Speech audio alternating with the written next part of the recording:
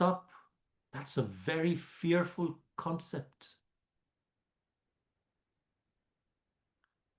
So it's very, very important that we, Srila Prabhupada said, of all the instructions of the spiritual master, chanting 16 rounds is the most important instruction. Because unless we are doing that, we won't be able to execute the other services in proper consciousness. But if we chant 16 rounds, even though we have impurities in our heart, we have anarthas in our heart, chanting 16 rounds, Krishna gives that protection that we don't make decisions, or he gives us the spiritual strength to not act based on those impurities of lust, pride, greed, anger. But if we do not chant our 16 rounds every day, then we lose Krishna's protection, that spiritual strength, and our whereabouts are unknown, which means now we are guided by lust, anger, pride, greed, envy. And we start acting based on that. Otherwise, Krishna will protect and he will purify slowly. Purification, complete purification will take long time. But at least Krishna will protect us from not acting on those anarthas. So this chanting 16 good rounds is very important. When we chant the Hare Krishna Mahamantra, focus on the holy name. Focus on one name at a time. Rather than saying, okay, let me finish 16 rounds. No, let me hear this one mantra. Let me hear this one holy name. Because the mind gets confused. Mind says, what should I focus on? And if you say, focus on this and focus on that and make it very complicated, the mind just gives up.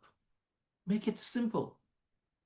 Focus on this holy name that I'm chanting right now. Hare Krishna, Hare Hare. I just chanted Hare. Focus on hearing Hare. That's all. Then the mind, as we are chanting, mind keeps asking, what should I focus on? Krishna. Now I'm chanting Krishna. Just hear Krishna. Focus on Krishna. Prabhupada would say, when a devotee asked, Srila Prabhupada, how do I make my mind attentive to chanting?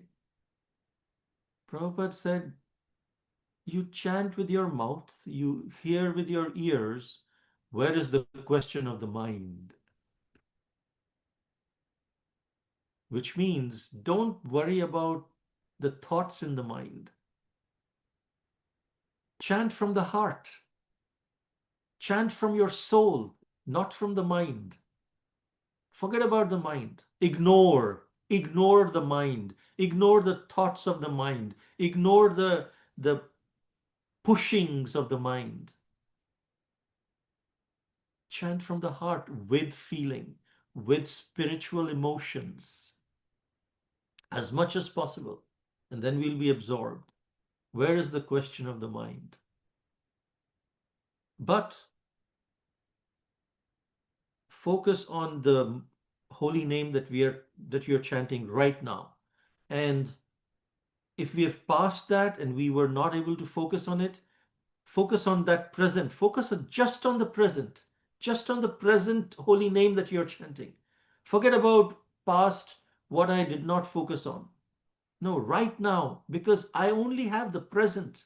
I don't have the past. I can't focus on the past because the past is gone. I can't focus on the future 16 rounds, future rounds, which are yet to come. What I have is just this moment, the name that I'm chanting in this moment. Hare, Hare. Okay, what's the meaning of Hare? Meditate on the meaning. Please grant me service attitude and gratitude.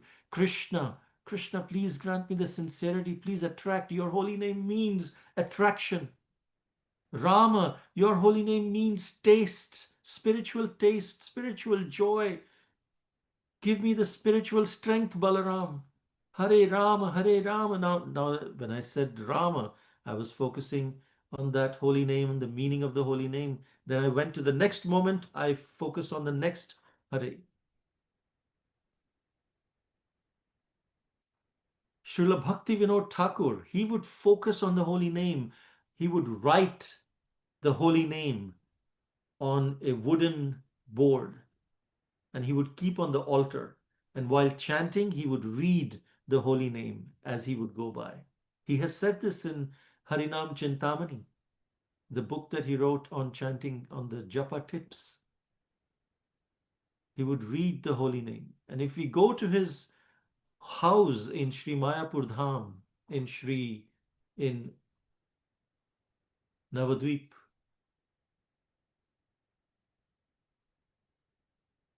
there is a small room which was his chanting room. And that's where he would keep this board which had the holy name written.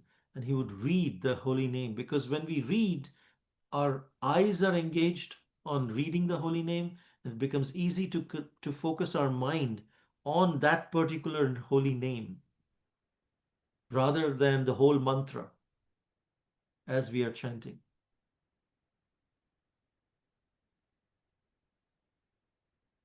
We can even understand that as we are chanting, Krishna is listening to us. He's sitting next to us and he's listening.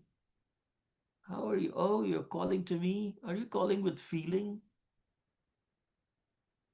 And if we understand that Krishna is sitting and listening,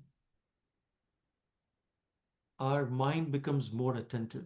We become more attentive because the japa, during japa, there are only two things: Krishna, holy name, and the living entity. That's it. That's all there needs to be. Nothing about our present life should enter. When we sit for chanting japa, we should prepare our mind in advance. In the night before sleeping, before we start japa as well, we tell the mind, for the next 1.5 hours, I'm going inside my internal bhajan kutir of my heart, where only Guru and Krishna can enter. It's just me with Guru and Krishna, the holy name. Guru meaning our personal Guru, Srila Prabhupada, the Parampara Acharyas, they are all in that bhajan kutir, along with the holy name Radha and Krishna. And we are there sitting with them. That's all. As we enter this bhajan, this internal bhajan kutir of our heart, that bhajan kutir, the mind, you stand outside with a no entry board. No thoughts should enter. I'm suspending my current life. When I complete my japa and I come out of the internal bhajan kutir, I will pick back my current life and move on. But right now, I don't want to think about any thoughts about this life. No thoughts about work, no thoughts about any of the responsibilities that I have. No, not allowed. No entry. Only Jiva and Nam Prabhu.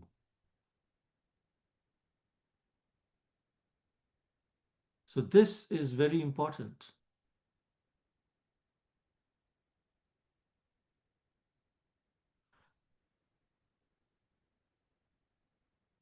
Then in the next verse,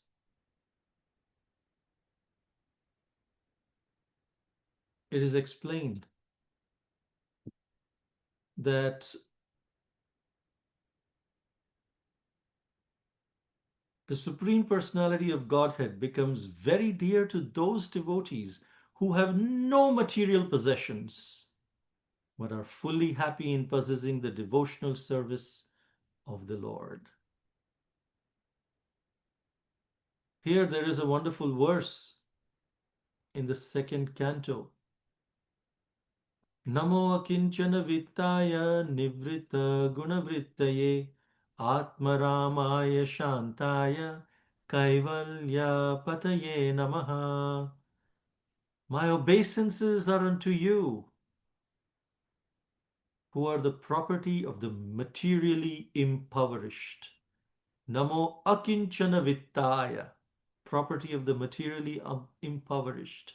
You have nothing to do with the actions and reactions of the material modes of nature. Nivrita Guna Vrittaye. You are self-satisfied. Atma Ramaya. And you're the most gentle. Shantaya. And are the master of the monists. Kaivalya Pataye Namaha. In this verse, Krishna is described in three ways. Akinchana Vittaya, Nivritta Gunavrittaya, and Atma Ramaya Shantaya. He's the Akinchana Vittaya is property of those who are materially impoverished. And this is exactly the context where Krishna is speaking in this verse as well, where he's saying he becomes very dear to those devotees who have no material possessions. Adhana. There he said Akinchana Vittaya, here Adhana. So does it mean that devotees have to be poor? Materially impoverished, materially poor. Is that what it means? The point is deeper than that. Akinchana Vittaya or Adhana, as is said in this verse. Materially impoverished are those who are exhausted materially. Krishna becomes their property, meaning they have given up the hope that they will find happiness in the material world. That is materially impoverished. They may be great kings, like Arjuna, like Maharaj Ambarish. Maharaj Ambarish was not materially impoverished, but Krishna protected him. He is the one of the greatest devotees of Krishna, following all the 9 processes of bhakti. All the great kings who were devotees of Krishna, Maharaj Prithu, he was not materially impoverished, but Prahlad Maharaj, Dhruva Maharaj, when they became great kings, they were not materially impoverished in terms of poor. Then how was Krishna with them? Because they were exhausted materially. They had given up, even though they had all material possessions, they had given up all hope that they will find happiness in those material possessions. Their source of happiness was not these material possessions. Even Prahlad Maharaj says, do you want to be happy in this material world? I'll tell you a secret. Come here. The secret to find happiness in this material world is to give up finding happiness in this material world. Then you'll really be happy in this material world. That is materially impoverished.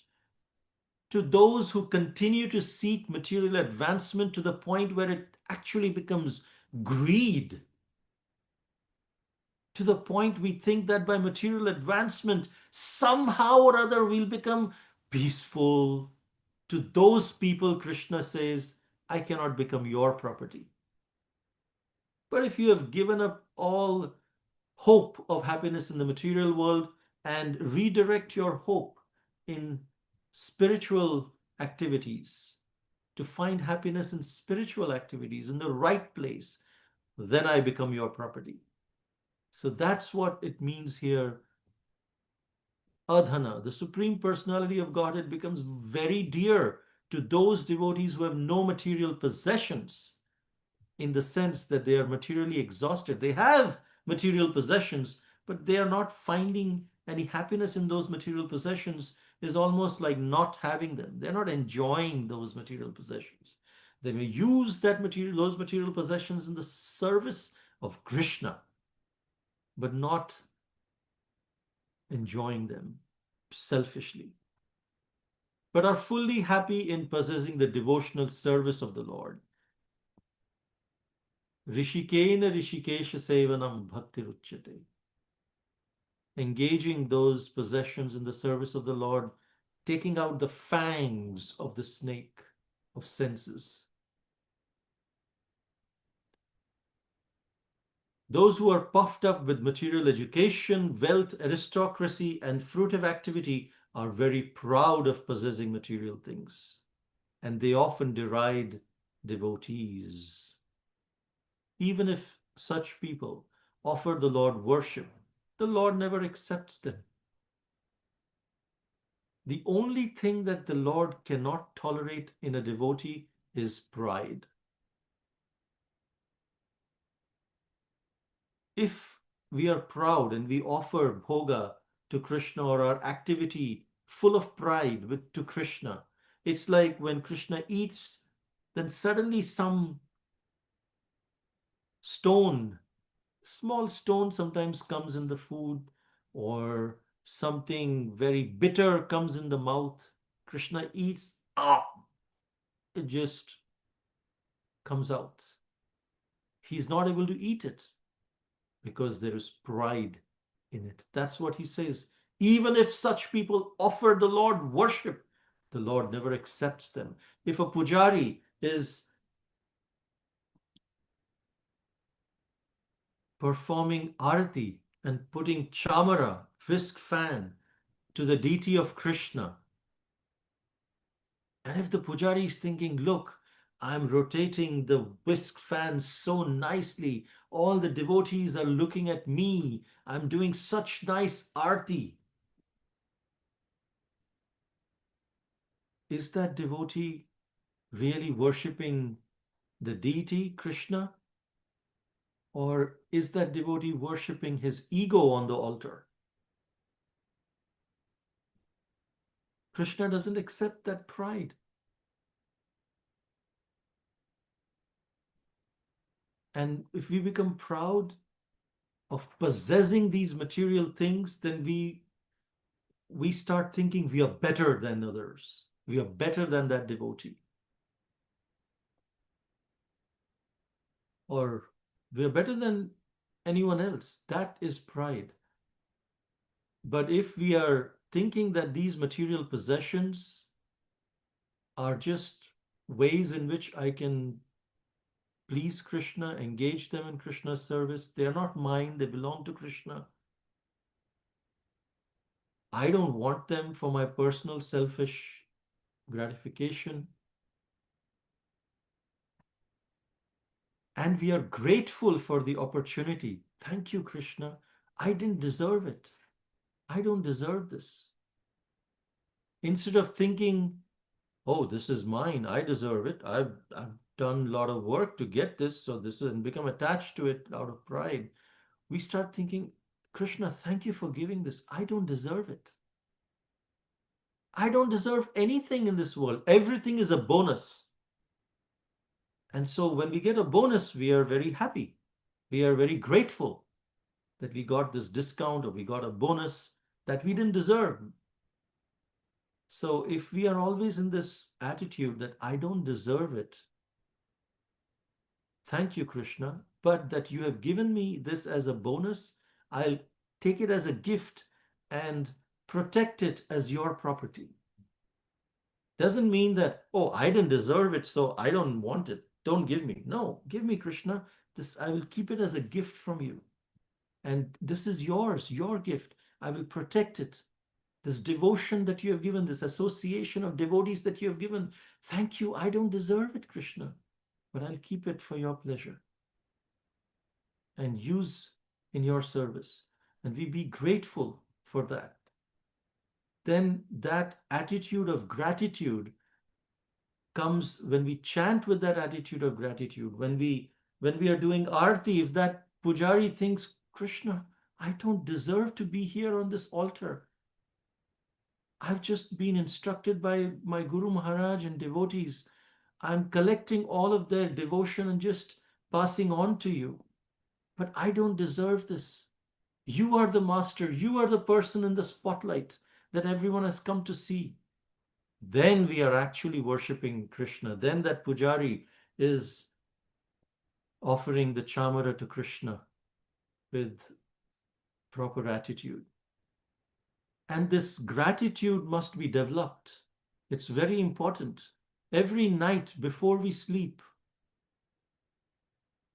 we must have this in our mind. If we can write every night before we sleep, the better. First section we write, forgive those who offended us. We write Krishna in our diary. And writing actually has some connection with the mind, a special connection with the mind.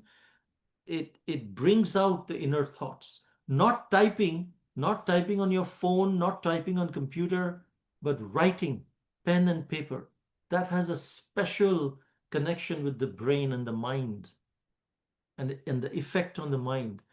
First we write, these are the people I felt offended because of my pride. So I forgive them. Then write, what am I grateful for today that happened? Small, small things. The sunlight shone on my face. Thank you, Krishna. That was a wonderful experience. This person said thank you to me. Wow. Just write those, because life is lived in those small moments of gratitude.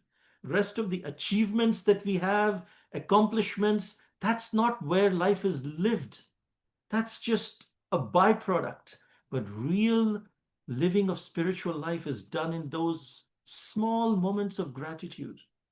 My child, before opening, I gave my child the biscuit of a packet of biscuit, and the first biscuit my child took and said, "For you, Father, first." I'm so grateful. So write those down. And the third section you write is, think how I can become a better person tomorrow. Forgive, gratitude, how can improve tomorrow. These three things, if you write in your diary every day, we'll keep improving as a devotee, and we will be able to practice forgiveness, practice gratitude for small, small things. And then when big events happen, naturally, we will develop this habit of gratitude and be grateful rather than be proud. Thank you very much. Hare Krishna. If there are any questions or comments, we can discuss now.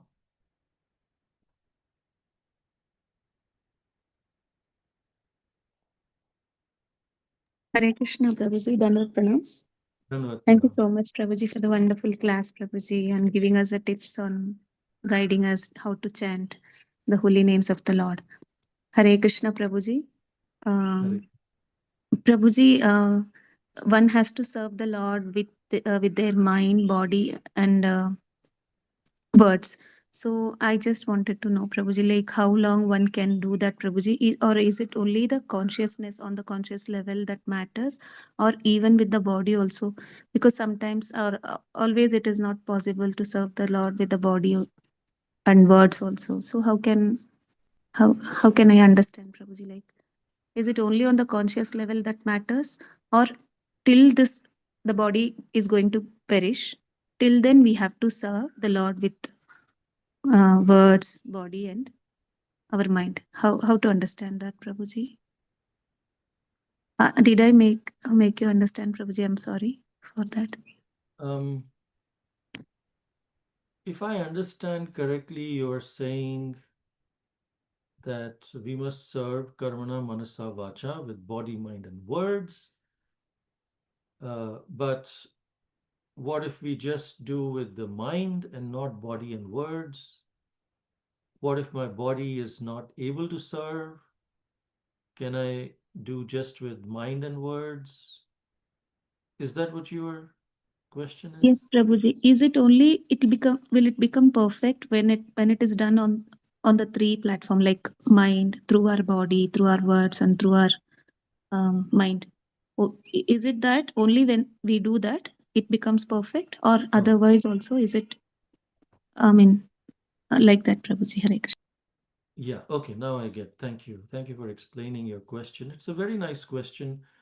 It is, we must serve with our body, mind, and words, but it's more important in what consciousness are we serving with the body, mind, and words. When I'm serving with my body, doing arti or anything else, what is my consciousness? Is it out of pride? What is my motivation? Consciousness is decided by what our motivation is. Is my motivation pride? Is my motivation to show to others? Is my motivation uh, revenge or whatever? Or is my motivation love? I'm doing with my body. Or if I'm speaking something, say I'm giving a lecture or I'm saying something nice about some person, what is my motivation for saying those nice words or glorifying the Lord with nice words? What is my motivation? Because I want some material benefit? Or is it out of love? Is it because my Guru Maharaj has told me I don't have that love, but I'm practicing it? What is the motivation? That's important. Then it can be either mind, either body, or words, or all three, or any two of those, whichever way you are serving. If your motivation is right, then it doesn't matter in which mode are we serving. But we must serve in as many ways as we can, given our circumstances, with the right motivation, which will bring the right consciousness. Because Krishna goes right to the motivation. He, if we glorify him, he won't just be flattered by words. He's pleased by what your motivation of that words are. We may write nice poetry and give offer to Krishna. Why are you doing it? Do you want to be glorified by devotees, others? Are you doing this because you really want to please me? Are you doing this because you want to please your Guru Maharaj? Are we doing this? What is your motivation? That is more important than uh, then we can do with either way. It will please Krishna. Thank you so much, Prabhuji. Hare Krishna. Sometimes when we praise the Lord, also we do it for our satisfaction. Like when we do that, we relish it so much. So at that time, I just when you said this, I just had a thought like will that also please the Lord? Because in a grateful note, eventually it becomes on a I mean end up with being grateful to the Lord. But when we start that, it is out of it is because of a thing that I relish it more. I mean, doing that kirtan and all that. So, will that also please the Lord, Prabhuji? Because at the end, it becomes I become grateful to the Lord and like that. So, how to understand that, Prabhuji? Again, it depends on our motivation. Our motivation may be to please the Lord, for example. And because we please the Lord, our soul becomes happy as well because we are part and parcel of the Lord. And that's the proof that the Lord is pleased in one sense. Then it doesn't matter. Our focus is not whether I am happy or I am suffering. Our focus is how is Krishna feeling? When we are chanting japa, sometimes our mind is saying, I can't cooperate, I will not help you focus, makes us miserable. Still, if our motivation is to please Krishna, even though our mind is not cooperating, we will chant. Because I'm not chanting for my satisfaction, I'm chanting for Krishna's satisfaction. So it doesn't matter whether I'm feeling happy or distressful. If I'm feeling happy, so be it. If I'm feeling distressful, because my mind is not cooperating in chanting, so be it. I will still chant because it's the order of the Guru, because to please Krishna. It's more important what Krishna is feeling than what I'm feeling. I may be feeling happy, I may not be feeling happy. That's not the criteria. What is my motivation? Is it to please Krishna? If so, let me focus on pleasing Krishna, Guru and Krishna. Forget about me. That's when we become absorbed. That's what Krishna likes. And as a result, we may feel happy, but that's only a byproduct. Does that make sense? Yes, Prabhuji. Yes, Prabhuji. Long way to go, Prabhuji. Hare Krishna. Seek your blessings. Hare Krishna. Thank you, Prabhuji. Dhanyavad. Hare Krishna, Prabhuji, Dandavat Pranams. Dhanyavad. Prabhuji, what a eye-opening class for me today, because I tend to forget some things which Prabhupada has already told and taken granted. But again, by the mercy of all the devotees, I get to remember all these. Just small doubt, Prabhuji, you said that if we are chanting 16 rounds daily, and so we get protection by Krishna. So is it only holding true for 16 rounders, or someone who is chanting maybe 4 rounds, 8 rounds, but sincerely they are chanting every day without pending or postponing anything? So is it holding true for them also? Srila Prabhupada specifically emphasized the importance of 16 rounds. And because Srila Prabhupada said 16 rounds, Krishna is holding us accountable for that 16 rounds. He is giving that help at 16 rounds. Because his pure devotee said it. So he will make sure that that happens. However, those who are chanting 4 rounds, 8 rounds, if their goal is that eventually they'll come to 16 rounds, that's good. Krishna will protect them to that extent, but they are not foolproof. But they are on the way. They are preparing. For example, our journey, spiritual journey, starts when we take initiation and start chanting 16 rounds in the parampara of Srila Prabhupada, and that's when the journey starts. But before the spiritual journey or any journey starts, there is a lot of preparation that has to be done. For example, our journey starts when we put our foot in the train or on the plane. That's when the journey starts. But to put our foot in the plane or the train, we have to do a lot of preparation. We have to buy the ticket. We have to plan the journey. We have to pack our bags. We have to make all the arrangements. If we don't do those preparation, then we may not be able to even put our foot on the plane and may not be able to start our journey. So that preparation that was done before we started the journey is extremely important. It's not useless. But if we just do preparation and not put our foot on the plane, then the preparation is useless. So 4 rounds, 8 rounds, that's a preparatory ground, and that's important for us. Although it's not foolproof to start the journey, but it's a prerequisite as a preparation to come to 16 rounds. But if we get stuck at 4 rounds or 8 rounds and say, this is it, that's all I can do, then it's like we are buying the ticket, we are packing our bags, but we are just not getting on the plane. So then it's not of much use. But the protection comes from that magic number that Srila Prabhupada has established.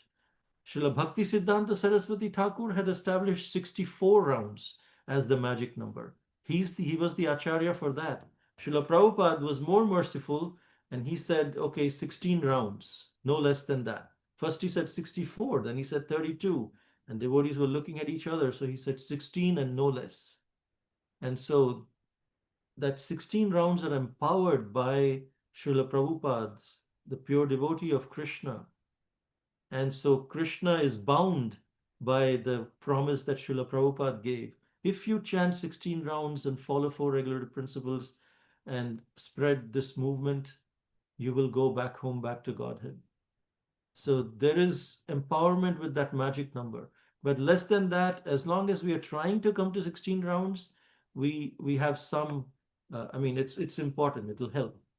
But let's not get stuck at those numbers at less than 16. Minimum 16. Thank you so much, Prabhuji. Hare Krishna. Hare Krishna.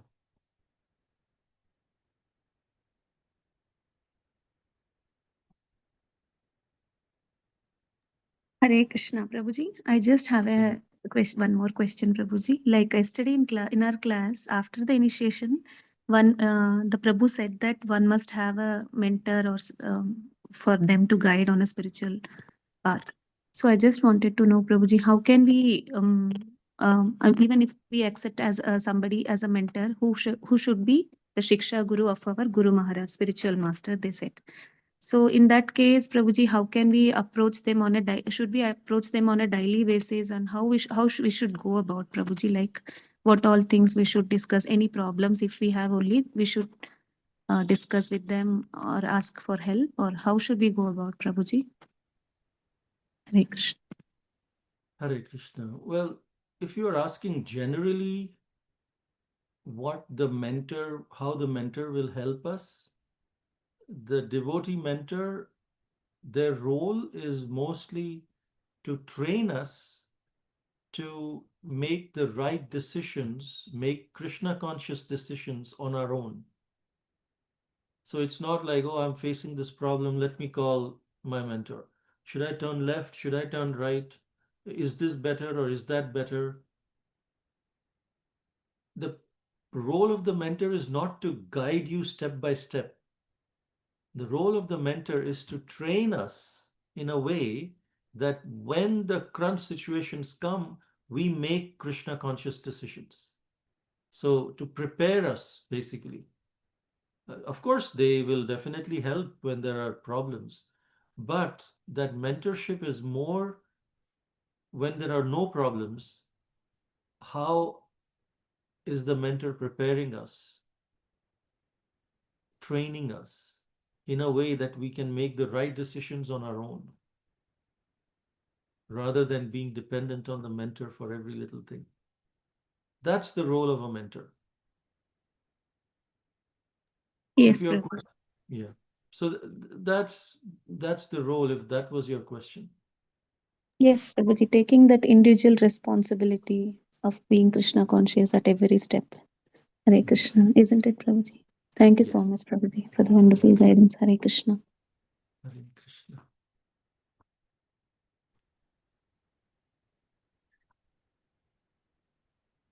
Okay, Thank you if so there are, much, Prabhuji.